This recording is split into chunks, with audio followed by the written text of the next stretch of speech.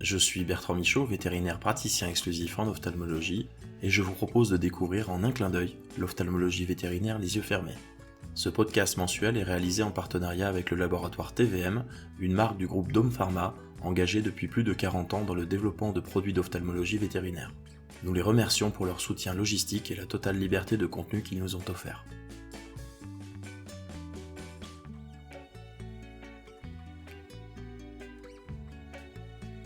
Bonjour à tous, aujourd'hui j'ai le plaisir de rencontrer le docteur Charles Cassagne. Charles, je le connais assez bien, il est vétérinaire ophtalmo à Nice, à la clinique Vet Riviera. Il exerce en clientèle référée exclusive en ophtalmologie depuis plus de 20 ans désormais. Bonjour Charles. Bonjour Bertrand. Alors aujourd'hui, j'ai décidé de te faire parler sur un sujet que tu maîtrises bien, en fait, même très bien, c'est sur les problèmes de sécrétion lacrymale chez l'animal.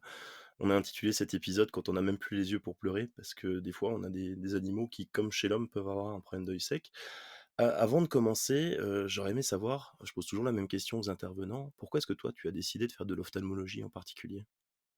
Alors écoute, c'était, le fruit de plusieurs rencontres en fait. J'ai rencontré des gens qui m'ont fait découvrir cette discipline, quand j'étais étudiant et pour ne pas les citer, Gilles Chaudieu et Alain Régnier, qui m'ont fait découvrir cette discipline et que j'ai trouvée passionnante parce que, c'est une discipline qui mêle à la fois la médecine et la chirurgie et je trouve ça passionnant. Donc ça fait 25 ans que je m'y intéresse et je ne m'en lasse toujours pas. Et donc toi tu t'occupes que des animaux en fait, hein, donc on précise aux auditeurs. Donc les vétérinaires, ophtalmologues ne traitent que les animaux. On est Mais d'accord, tous les animaux, mais ce qui est intéressant aussi dans notre métier, c'est de s'intéresser à plein d'animaux différents. Donc, effectivement, on s'occupe surtout de chiens et de chats, mais, ce qui est sympa aussi, c'est de s'occuper, des yeux des lapins, des yeux des chevaux, des yeux des animaux de rente. Donc, c'est pas tous les jours, mais, c'est sympa de voir des espèces différentes. ouais, donc une grande variété. Et du coup, dans le règne animal, est-ce que les animaux peuvent pleurer en fait par émotion? Nous, on sait qu'on peut pleurer quand on est ému, mais est-ce que les animaux peuvent pleurer eux? Eh ben non, on le croit parfois, certains propriétaires, nous disent, «Mais mon chien pleure, pleure de tristesse», mais non, non, non, en fait, cette, épiphora, puisque c'est le terme scientifique, pour désigner cet écoulement, oculaire, n'est pas d'origine émotionnelle chez l'animal, contrairement à l'homme. Donc, c'est une fausse idée de penser que son chien peut pleurer par émotion. C'est vraiment, quelque chose lié à une pathologie. D'accord. Et du coup, les larmes qui sont produites au niveau de l'œil animal ou même de notre œil, en fait, est-ce que ce sont les mêmes, en fait, entre un homme et un chien et un chat?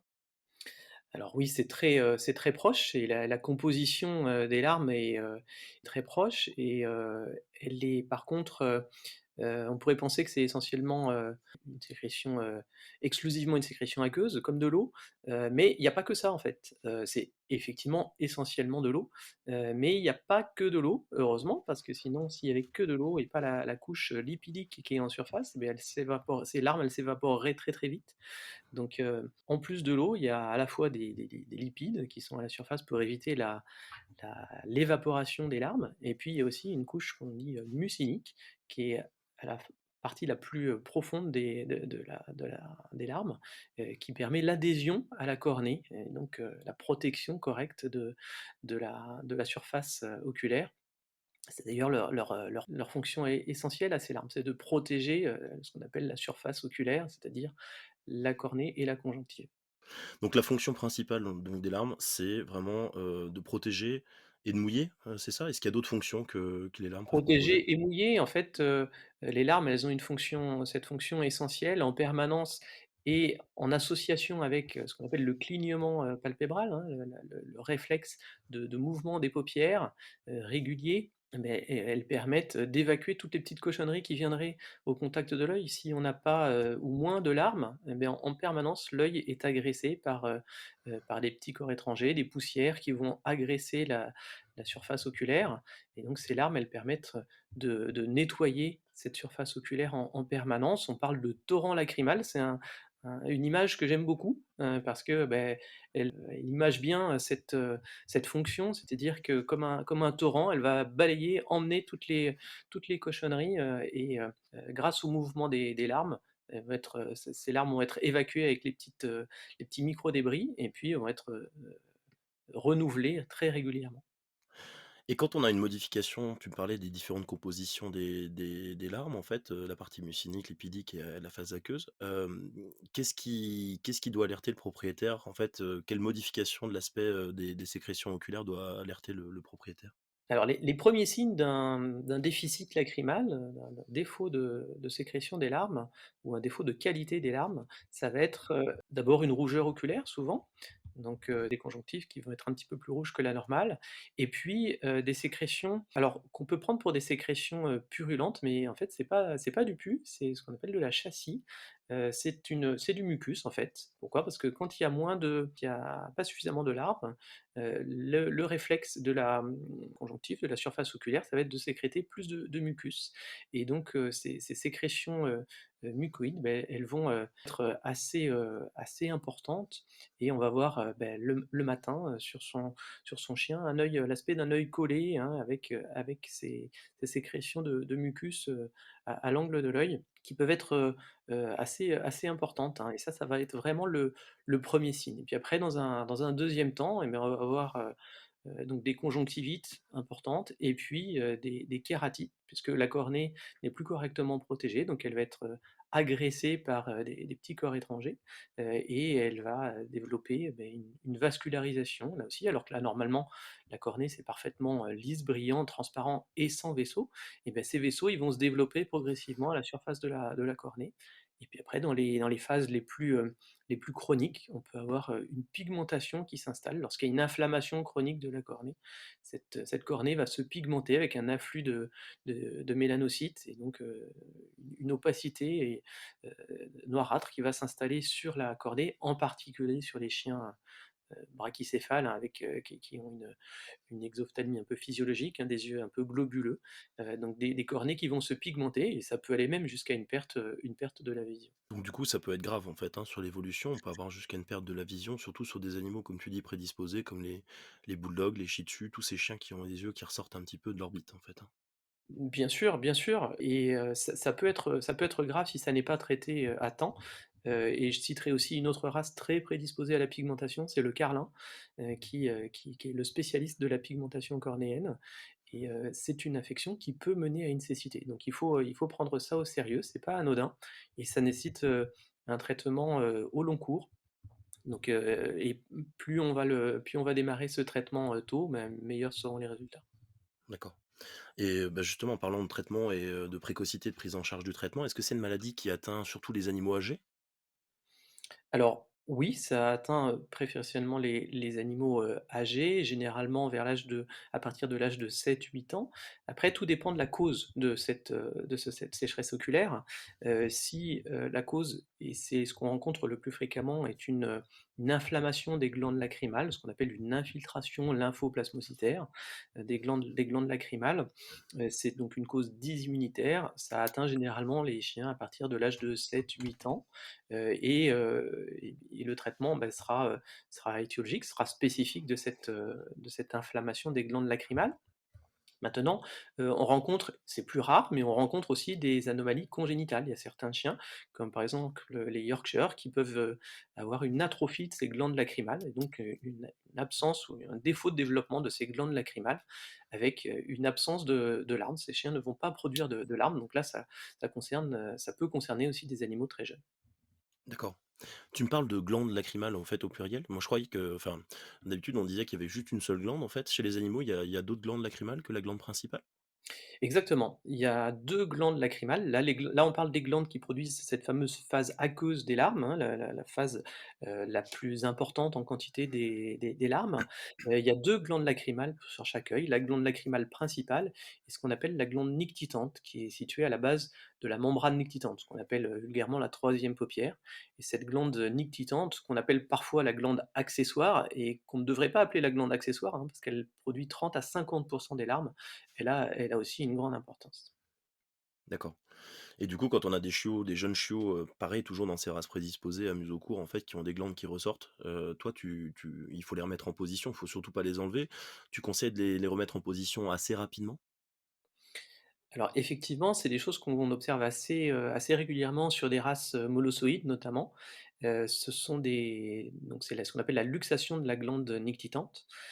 Cette, luxation, il faut la remettre en place. Alors c'est pas une urgence, absolue, hein, on est d'accord que c'est pas des choses, forcément à faire dans les 48 heures, mais il faut pas attendre des mois parce qu'effectivement si on attend trop longtemps, la glande luxée risque de se fibroser et va être beaucoup moins efficace. Donc le plus tôt on la remet en place, le mieux ce sera.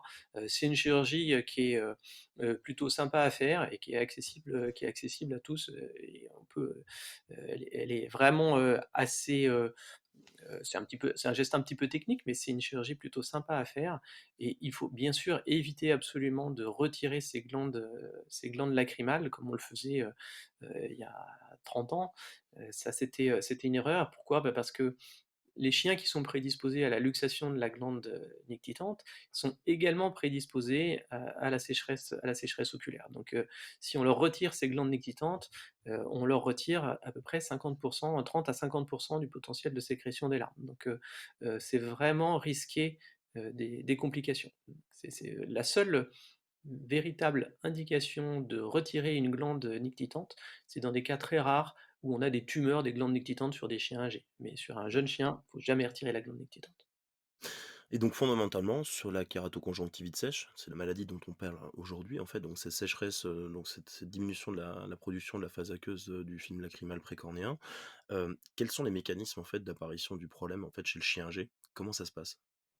Alors, pour ce qui concerne donc l'étiologie la plus fréquente de la kératoconjonctivite sèche, on a un phénomène, dysimmunitaire. En fait, on a un envahissement des glandes lacrymales, ces fameuses glandes lacrymales dont on vient de parler, par des lymphocytes et des plasmocytes, des cellules inflammatoires et cette infiltration va entraîner des lésions de dégénérescence en fait des glandes lacrymales, d'où l'importance de traiter de façon précoce, de dépister et de traiter précocement parce que si on laisse les choses, évoluer, beh, à terme, les glandes vont s'atrophier, vont dégénérer, beh, le traitement, étiologique malheureusement, il pourra plus être, entrepris si on le fait trop tard.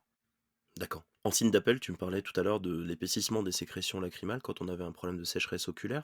Comment est-ce que toi tu fais, en pratique pour évaluer cette sécrétion lacrymale? Alors le test, le plus, simple et le plus facile à utiliser, c'est le fameux test de Schirmer, hein. Ce petit test, c'est une petite bandelette qu'on va insérer dans le cul-de-sac conjonctival inférieur, avant d'avoir mis, tout collyre dans l'œil ou surtout pas d'anesthésique locale. On va glisser cette petite bandelette dans le cul-de-sac conjonctival inférieur et puis, ben, on va mesurer, l'imbibition du papier, de ce petit papier buvard par les larmes et vérifier qu'on soit dans les valeurs usuelles. Les valeurs usuelles, c'est, une sécrétion d'à peu près 15 chez le chien, 15 millimètres en 1 minute et si on a une valeur, qui est, inférieure, entre 15 et 10, on aura un doute. Si on est en dessous de 10, c'est diagnostic d'une kératoconjonctivite sèche, d'une sécheresse lacrymale et donc il faudra, à ce moment-là, mettre en place le traitement le plus tôt possible. Est-ce qu'il y a d'autres moyens du coup de l'explorer à part le test de Schirmer, cette sécheresse lacrymale? Alors il y a d'autres moyens, d'explorer la sécrétion lacrymale. Alors il existait une autre technique, qui s'appelle le test au rouge phénol qui était commercialisé il y a quelques années, qui ne l'est malheureusement plus, qui était assez pratique parce que lui, il se faisait sur 15 secondes. Donc c'était assez, pratique, notamment chez le chat, même si la sécheresse lacrymale est plus rare chez le chat. C'est important aussi de vérifier les larmes dans cette espèce parce que beh, notamment, ça peut être une conséquence de l'herpès virose, hein, chez le chat. Donc, on n'y pense pas souvent, mais il faut vérifier la sécrétion lacrymale chez le chat aussi. Donc je disais, il y avait ce fameux test au rouge phénol, mais qui malheureusement n'est plus commercialisé aujourd'hui. Après, ce qu'on peut, vérifier également, c'est la qualité des larmes, et pour ça, on a d'autres tests à disposition, notamment ce qu'on appelle le temps de rupture du film lacrymal. C'est ce que les anglo-saxons appellent le break-up time ou le BUT. C'est un test qui va consister à vérifier en combien de temps, en fait, les larmes vont s'évaporer. Donc en pratique, on va mettre une goutte de fluorescine sur la cornée. On ne rince pas comme on le fait pour un test fluorescine classique pour rechercher un ulcère. Donc on met notre goutte de fluorescine, on laisse les paupières ouvertes et on regarde avec un filtre bleu cobalt au bout de combien de temps, on a, des lignes qui apparaissent sur la surface de la cornée.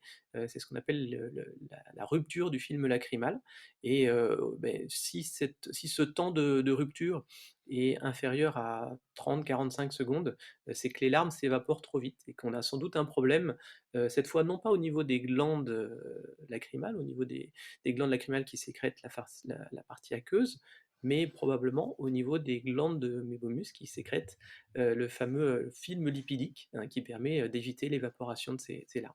Donc ce test de temps de rupture du film lacrymal, il y a un petit coup de main à prendre, mais il est pas si compliqué à faire. Il faut pas hésiter à le faire si on a un doute.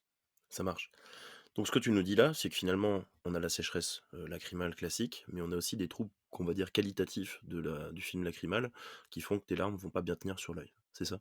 Exactement. Donc, on a à la fois des anomalies, de quantité de larmes et ça, c'est ce qui concerne des lésions au niveau des glandes lacrymales, soit des anomalies de qualité des larmes. Donc, heu, c'est le plus souvent, des anomalies liées, aux glandes de mébomus, donc qui produisent cette fameuse, couche lipidique, qui évite la déshydratation, l'évaporation pardon des larmes. Ça peut être aussi, ce qu'on appelle un trouble de la phase mucinique, donc la couche profonde des larmes, qui elle est sécrétée par les cellules du gobelet, les cellules à mucus qu'on trouve dans les cul-de-sac conjonctivaux. Les fameuses cellules caliciformes. Voilà. Une fois que tu as diagnostiqué donc cette pathologie, que ton chien en fait, tu as la certitude qu'il est atteint par la kératoconjonctivite sèche qu'on appelle la KCS chez nous, donc l'anagramme en fait de cette affection. En quoi consiste le traitement? J'imagine qu'on va essayer de mouiller l'œil, mais est-ce qu'il y a d'autres traitements qui vont être, adjoints?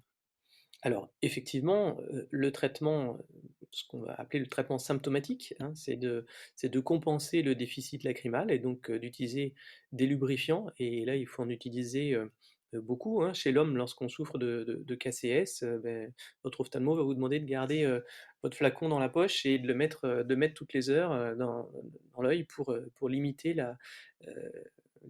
pour compenser la dessiccation, de l'œil. Alors pour un propriétaire de chien, ça va être plus compliqué, hein, de mettre une goutte, toutes les heures ou en tout cas, il va le faire le premier jour, le deuxième jour et puis le troisième jour, il va se lasser un petit peu, hein, toutes les heures, c'est quand même très, très contraignant. Donc on va utiliser des lubrifiants nous aussi, mais qui seront, un peu plus denses que ceux qu'on utilise chez l'homme. Pourquoi? Parce que le temps de contact sur la cornée va être plus important. Ça permet donc une rémanence du produit à la surface oculaire. L'intérêt, c'est que, du coup, c'est une fréquence d'administration qui est un petit peu moins importante. Donc on va utiliser, des gels, hein, qui vont être donc plus rémanents. Ça, c'est le traitement, symptomatique. Mais l'idéal, c'est aussi d'y adjoindre ce qu'on appelle un traitement étiologique lorsqu'on a, identifié la cause. On parlait tout à l'heure de la kératite sèche, hein, d'origine dysimmunitaire avec, une infiltration inflammatoire des glandes lacrymales et bien, à ce moment-là, on va utiliser des produits, donc des traitements dysimmunitaires pour traiter l'inflammation des glandes lacrymales. Alors parfois aussi, on l'a pas évoqué, hein, mais c'est pas fréquent, mais ça peut arriver. Il y a des kératites sèches qui sont, d'origine, toxique. Il y a certains médicaments, qu'on prescrit par voie générale, qui peuvent entraîner, une lésion des glandes lacrymales. Donc là, à ce moment-là, si on a identifié cette cause, il est urgent d'arrêter le traitement par voie orale, bien sûr. Et les médicaments qu'on utilise du coup pour les immunomodulateurs, c'est des médicaments qui sont, strictement pour les animaux ou est-ce que c'est des médicaments qui sont utilisés pour les humains aussi? Alors, on utilise en première intention, des médicaments, qui sont destinés effectivement aux animaux. C'est, heu, une molécule qui s'appelle la cyclosporine, qu'on utilise en première intention. Après, ce traitement, qu'on prescrit en première intention, il n'est pas toujours, suffisamment efficace et lorsqu'on a un échec avec ce traitement-là, on peut utiliser cette fois d'autres, immunomodulateurs qu'on va trouver dans la pharmacopée humaine. Donc, en première intention, des médicaments vétérinaires. Si ça ne fonctionne pas ou pas suffisamment, on pourra utiliser d'autres médicaments, là, qu'on trouvera dans la médecine humaine, cette fois. Donc ce que tu nous dis, c'est qu'au final, quand on a un animal qui est atteint de KCS, il faut augmenter la sécrétion lacrymale, bien sûr entretenir son œil, le nettoyer et parer à toute infection possible, et utiliser un ou 2 immunomodulateurs en fait pour la gestion de ce cas. Est-ce que c'est pas des fois trop lourd en fait d'utiliser finalement 2, 3, 4 molécules en fait finalement pour gérer ces problèmes-là? Alors c'est un des gros problèmes en fait de cette maladie, hein. C'est que dès qu'on aura diagnostiqué cette pathologie, il faut tout de suite il faut d'emblée prévenir le propriétaire que, ça va être quelque chose de long et d'assez lourd, à gérer. Parce qu'effectivement, on parle d'une maladie chronique. On ne parle pas d'une maladie qui va être, réglée en 2 semaines, et c'est des soins qui vont être, quotidiens sur l'animal et qui vont être, nécessaires dans l'immense majorité des cas jusqu'à la fin de vie de l'animal. Donc oui, c'est des traitements qui sont un peu lourds et fastidieux pour le propriétaire, mais c'est malheureusement indispensable pour avoir un bon résultat. Et sur le suivi, est-ce que c'est quelque chose qui évolue? Est-ce que en fait, une fois que le traitement est mis en place, est-ce que c'est stable toute la vie de l'animal ou est-ce qu'il y a besoin de recontrôler les animaux?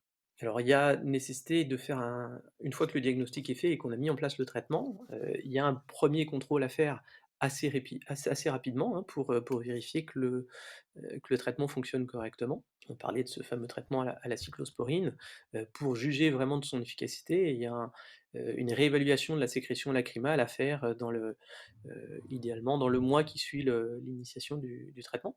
Si ça fonctionne bien, et bah, à ce moment-là, on va espacer bien sûr les contrôles, mais il est, important de revoir ces animaux, régulièrement, tous les 3 à 4 mois idéalement, pour, contrôler la sécrétion lacrymale parce que, bah, les choses peuvent se dégrader.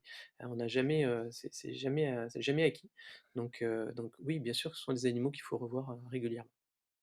Ça marche. Et quand tu as un échec de traitement, c'est-à-dire que l'animal ne réagit pas du tout, que sa sécrétion, le test de Schirmer ne remonte pas, jusqu'aux 10 ou 15 millimètres préconisés en fait avec les traitements, qu'est-ce qu'on a comme autre alternative pour éviter finalement que la cornée ne se dégrade et que l'animal finisse aveugle? Donc la première alternative, c'est de changer de molécule, hein, on en a parlé tout à l'heure, à la place de la cyclosporine, on va utiliser d'autres immunomodulateurs comme le tacrolimus qu'on trouve, donc en médecine humaine. Si malgré ça, ça ne fonctionne toujours pas, eh beh, il y a une solution chirurgicale qui s'appelle la transposition du canal de Sténon. Alors ça, c'est une technique qui était utilisée, il y a longtemps, avant l'apparition de ces immunomodulateurs et qui avaient été un peu, abandonnés quand, ces molécules sont apparues et puis qui ont été un petit peu remis, au goût du jour et qui restent une solution, valable si les traitements médicaux ne sont pas satisfaisants. En quoi ça consiste? En fait, on va chirurgicalement dériver un canal salivaire qui s'appelle le canal de Sténon, hein, qui est en fait le canal d'arrivée de la glande parotide. Donc c'est un conduit qui arrive dans la bouche et on va disséquer et rediriger ce conduit, dans les cul-de-sac conjonctivaux et du coup, on va mouiller l'œil, grâce à de la salive. Alors c'est, astucieux, ça peut donner de beaux résultats. Il peut y avoir quand même quelques complications parce que la salive, c'est malheureusement pas la même composition que les larmes, et beh, on peut avoir, c'est jamais parfait, parce qu'effectivement, on n'a pas une sécrétion qui est permanente comme les larmes. Du coup, c'est des animaux qu'il faut faire, manger plusieurs fois dans la journée pour les faire saliver, en fait. Et puis, comme je disais, la composition de la salive est un peu différente de la composition des larmes. Donc on peut parfois avoir des complications, notamment de calcification de la cornée à cause de la composition parfois trop calcaire de la salive. Donc ça reste une solution, une alternative intéressante dans beaucoup de cas lorsque la thérapeutique médicale est pas satisfaisante, mais attention quand même à quelques complications possibles. Donc là aussi, c'est des animaux qu'il faut surveiller. Ça marche. Il y a une publication très récente, qui est sortie au dernier congrès de l'ECVO qui mentionne que l'ingestion en fait de produits laitiers chez l'animal en fait qui a subi une transposition du canal de Sénon entraînait une modification du pH et du coup une diminution des précipitations calciques et apparemment un effet assez favorable. Donc pour reprendre l'adage en fait les produits laitiers c'est important en fait, hein. Et aussi Donc leurs voilà, amis pour la vie alors. c'est ça, exactement. Donc tu me parlais de ce traitement chirurgical. Moi, j'ai régulièrement le cas, en fait, de personnes qui, de par leur profession, n'arrivent pas à mettre la fréquence de goutte suffisante ou de par la on va dire, la compliance de l'animal. Il y a des chiens qui ne se laissent pas toucher l'œil, qui veulent pas se laisser faire ou propriétaires âgés qui ont du mal. Est-ce que tu as des trucs et astuces un peu pour les vétos qui nous écoutent pour améliorer cette observance ou une solution chirurgicale éventuellement qui permettrait de pallier à ça?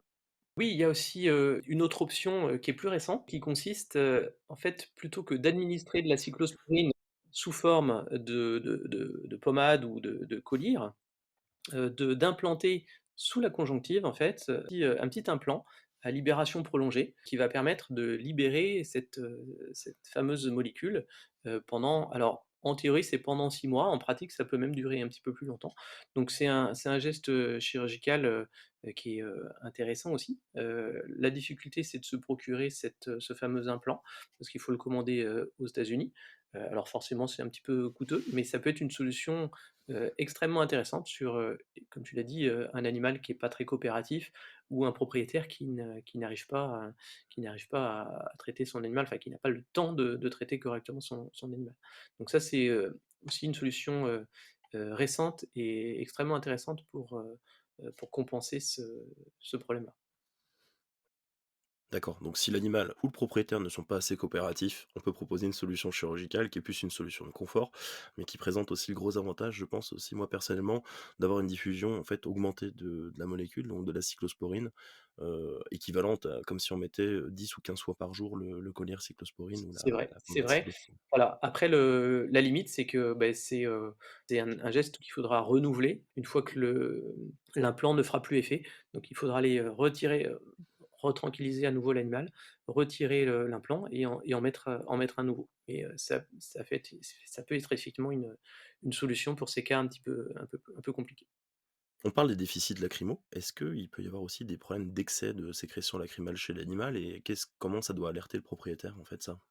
Alors, il peut y avoir, 2 choses. Il peut y avoir un excès de production de larmes, c'est ce qu'on appelle le syndrome larmes de crocodile. Ça, c'est pas très fréquent, mais le plus fréquent, ce qu'on observe, le plus souvent, c'est un défaut d'évacuation des larmes, c'est-à-dire, une mauvaise évacuation des larmes. Donc une sécrétion mal, mais, ce qu'on appelle les voies lacrymales qui permettent l'évacuation des larmes qui ne fonctionnent pas bien. Pourquoi? Bah, parce qu'il peut y avoir une obstruction au niveau de ces canaux lacrymaux et beh, à ce moment-là, il faut aller rechercher, un problème au niveau de ces canaux lacrymaux. Alors, on va drainer, on va flusher, on va envoyer du liquide dans ces canaux lacrymaux pour essayer de les déboucher. On peut trouver parfois des corps étrangers, hein, on peut trouver des épillets dans les canaux lacrymaux qui vont entraîner, des phénomènes inflammatoires et des obstructions de ces canaux lacrymaux. Donc il faut aller les retirer pour libérer ces voies lacrymales et retrouver une évacuation, satisfaisante. Et toi, en fait, qu'est-ce que tu conseilles en prévention sur ces animaux? On parlait des races prédisposées, en fait, hein, donc carlin, bulldog, shih tzu, éventuellement même yorkshire. Qu'est-ce que tu conseilles aux propriétaires qui ont un animal qui n'est pas atteint encore, qui est relativement jeune? Est-ce que tu as des soins, des consignes à leur donner particulièrement? Oui, je crois qu'il y a 3 choses importantes. Lubrifier, lubrifier, lubrifier. C'est vraiment important sur ces animaux-là. Quoi? Bah, ça permet de conserver, ce qu'on appelle l'homéostasie du film, lacrymal précornéen, hein, de cette fameuse protection de la surface oculaire et on sait que ce sont des animaux qui sont donc prédisposés, à ces soucis lacrymaux et qui sont d'autant plus exposés qu'ils ont des yeux globuleux. Donc faire une lubrification, régulière, même s'il n'y a pas de déficit lacrymal préexistant, bah, ce sera prévenir des problèmes et notamment des problèmes cornéens. Il y a une autre pathologie bien connue de ces races-là, c'est ce qu'on appelle les ulcères à bord décollé, ce qu'on appelait avant l'ulcère du boxer parce que, bah, c'est une race prédisposée. On pourrait maintenant l'appeler l'ulcère du bulldog français parce que je crois que, tout ophtalmo-vétérinaire, passe pas une semaine sans voir un bulldog français avec ces fameux ulcères à bord des collets et bah, à ce jour, la meilleure prévention et la seule prévention de ces ulcères, c'est de lubrifier correctement, les yeux et je rajouterais aussi, l'hygiène oculaire évidemment, hein et on voit parfois des chiens. Là, si on parle plutôt de races à poils longs, Shih Tzu, Lhasa Apso, avec eux aussi des yeux un peu exorbités, avec des poils qui frottent en permanence dans les yeux. La croyance qui veut que, laisser, une énorme touffe de poils devant les yeux, ça permettra de bien les protéger, c'est une hérésie, c'est une hérésie. Il faut les toiletter correctement et éviter, ces poils qui viennent, balayer la cornée en permanence et qui sont source d'infections et de complications. Donc, un toilettage correct et une lubrification adéquate, ce sera la meilleure prévention. On en parlera dans un épisode ultérieurement, en fait, mais avec Isabelle Guérischi. Qu'est-ce que tu penses, toi qui vis dans le sud de la France, de l'intérêt des lunettes de protection, des lunettes solaires, en fait, pour le chien ou même des lunettes à verre teinté, en fait? Et c'est quelque chose d'intéressant pour, prévenir plusieurs pathologies. On va pas s'étendre sur le sujet si vous avez, un podcast, un peu plus tard, à ce sujet, mais il y a certaines pathologies, cornéennes qui sont, associées à des, expositions trop importantes aux ultraviolets, et le port de ces lunettes, ce qu'on appelle les goggles, va permettre de prévenir ces pathologies. Donc ça peut être intéressant. On peut les prescrire aussi pour des animaux qui voyagent avec leurs propriétaires, alors c'est pas toujours très prudent, hein, mais j'ai quelques propriétaires qui voyagent avec leurs animaux, sur des scooters notamment, et donc ou des animaux qui ont la mauvaise habitude de sortir la tête de la vitre lorsque la voiture est en marche, et effectivement qui exposent leurs yeux, de façon un petit peu importante, et la prévention donc de complications associées à ces, expositions, ce sera effectivement le port de ces lunettes. Alors ces lunettes, elles sont pas toujours bien supportées, c'est la limite en fait, hein. Il faut faire des essais. Ça se présente un petit peu comme des lunettes de piscine, mais avec 2 parties, pour bien les maintenir sur la face de l'animal. Si l'animal le supporte bien, c'est quelque chose de vraiment intéressant. D'accord. Et une question qui me revient comme ça un peu à la fin, donc toi, tu n'exerces que en ophtalmologie. Est-ce qu'un propriétaire qui a une suspicion de trouble lacrymal sur son animal, est-ce qu'il doit directement aller voir un vétérinaire qui ne fait que de l'ophtalmologie ou est-ce qu'il peut s'adresser à son praticien généraliste? Non, bien sûr, il peut déjà consulter en première intention un vétérinaire généraliste parce que, ce fameux test de Schirmer dont on a parlé tout à l'heure et qui est, vraiment un test, facile à faire, tout vétérinaire est à même de le réaliser. Donc, en première intention, bien entendu que, il doit consulter son vétérinaire généraliste. Après, si le généraliste jugera, que ça dépasse ses compétences, à ce moment-là, il pourra référer à un spécialiste. Mais, ce problème d'œil sec, il est, tout à fait, à même d'être géré par un vétérinaire généraliste. Tu nous l'as déjà abordé, cette réponse à la question que je vais te poser là. Si tu avais qu'un seul conseil à donner à un propriétaire d'animal, en fait, prédisposé, ça serait quoi?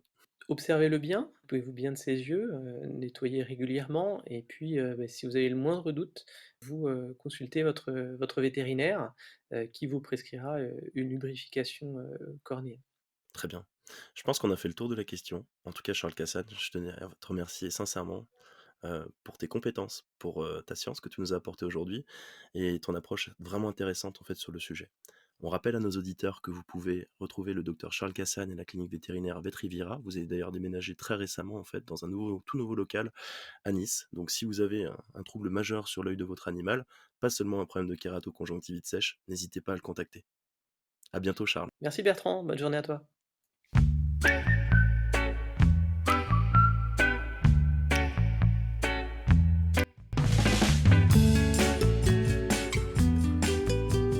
Aujourd'hui, on a vu avec le docteur Charles Cassane que nos animaux peuvent présenter des insuffisances de larmes, on appelle ça une KCS, kérato-conjonctivite sèche, également appelée syndrome de l'œil sec. Contrairement à l'homme, l'animal ne pleure pas par émotion. La KCS se manifeste par un œil qui devient douloureux, rouge, et dont les sécrétions s'épaississent. Elle est beaucoup plus fréquente chez le chien que chez le chat. Elle apparaît le plus souvent après 7 ou 8 ans, chez des races prédisposées à museau court comme le Shih Tzu, le Carlin ou le Bulldog. De façon congénitale, elle peut apparaître également dès la naissance, chez des races prédisposées comme le Yorkshire Terrier. Le rôle des larmes est de protéger, nourrir et défendre la cornée. En cas de déficit, des mécanismes inflammatoires conduiront à l'opacification de la cornée pouvant entraîner jusqu'à la perte de vision de votre animal. Et ça, particulièrement si le problème n'est pas pris en charge suffisamment rapidement. Les larmes, c'est essentiellement de l'eau.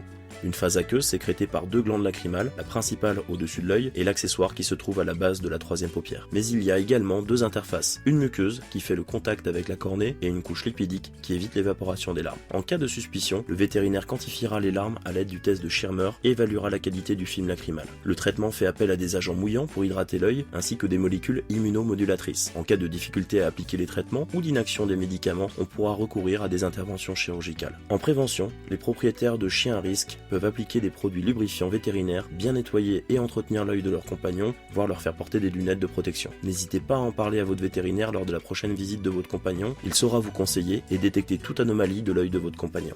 Le mois prochain, je recevrai le docteur Aurélie Bourguet pour aborder le thème de la déficience visuelle chez nos animaux et les solutions que les ophtalmo-vétérinaires peuvent leur apporter. Parce que malheureusement, un chien guide pour chien aveugle, ça n'existe pas.